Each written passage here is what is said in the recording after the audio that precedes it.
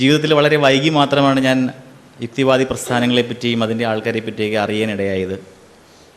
പ്രത്യേകിച്ചൊരു സംഘടനയിൽ അംഗത്വം എടുത്തിട്ടില്ലെങ്കിൽ പോലും പല പരിപാടികളിലും പങ്കെടുത്തപ്പോഴത്തേക്ക് എനിക്ക് ബോധ്യപ്പെട്ട ഒരു കാര്യം, ഞാൻ ഇന്നും ഒരു യഥാർത്ഥ യുക്തിവാദിയെ തിരഞ്ഞുകൊണ്ടിരിക്കുകയാണ്.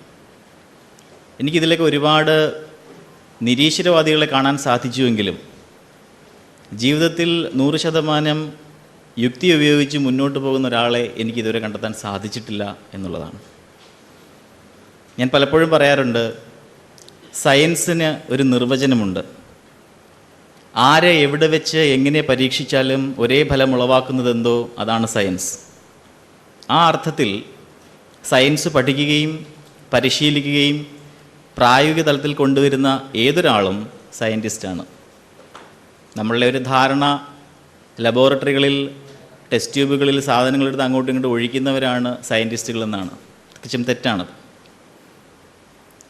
അങ്ങനെ ഒരു രാജ്യത്ത് ഒരു വിദ്യാഭ്യാസം, അത് തന്നെ ഒരു ഉന്നത വിദ്യാഭ്യാസം ലഭിച്ച് സമൂഹത്തിലേക്ക് ഇറങ്ങിയപ്പോഴത്തേക്കാണ് അങ്ങേയറ്റം യാഥാസ്ഥിതികമായൊരു സമൂഹത്തിലാണ് നമ്മൾ നിലനിൽക്കുന്നതെന്നും അതിനെ അത്ര പെട്ടെന്ന് മാറ്റിമറിക്കുക എന്നുള്ളത്